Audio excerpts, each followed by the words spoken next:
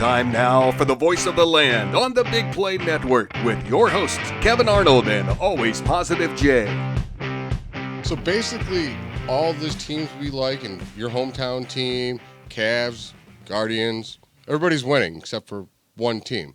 Yeah, there's only one team in this area that we root for, that I root for, that continues to find ways to lose instead of finding ways to win and build successful programs. Now, I said when we talked earlier before the show, what do we want to name the show? I said maybe a Cleveland Cavalanche. Why was I saying that? These Cavs are coming out on fire, and they're just so exciting to watch. Donovan Mitchell is an absolute beast. The Guardians are coming off a hell of a run that they weren't even supposed to be on.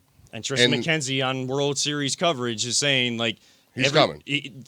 They're already talking about how hungry they are. Like, not even about. They got a taste for it. Like I said, that experience is what they needed. Now they really, really want it. And after what was a controversial move with this quarterback, and that split the fan base a lot, but they're losing. And if he comes in and they don't start winning, I'm going to tell you that this town that's known as a football town will start to shift, I believe. Because people like you're a younger guy. Mm-hmm. The younger guys at your work are mostly younger. Those kids, they all grew up watching LeBron James, and they grew up watching crappy football. Yep. And I wonder if it's going to ever change the psyche. Like, I love football the best. It's my favorite sport. I love all the teams the same. Mm-hmm.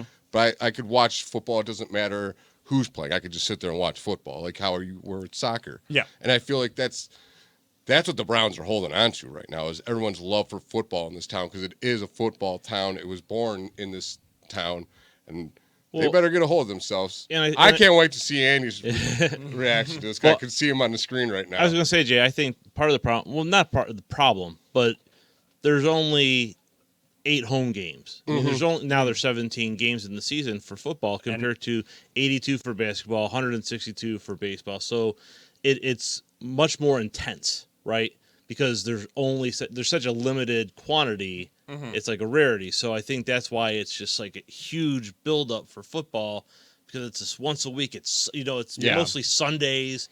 People are off. It's a big party. Yeah, and just look at the ratings across the United States on just NFL games compared to NBA and baseball. Like, NFL is king in this country. Yeah, but I think if they continue to do what they've done, it's going to suffer. The fans are not going to tune in.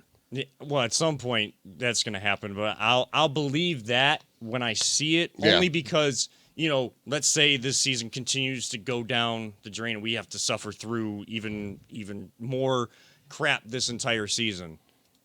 And people get fired, people lose their jobs at the end. You know what storyline is going to run things while, you switch over to the turn of the year, and that's when basketball really starts to heat up and draft. MLB rumors. It's not, and this team won't have much with draft, because if there are a bad team, guess what? There. Houston Texans get their pick. It's going to be, the storylines are still going to be, who are they going to hire in this position that they fired? Who are they going to hire in this position? Oh my gosh, they hired this great person, and now we're going to talk for 9 months about how much better this team is going to be.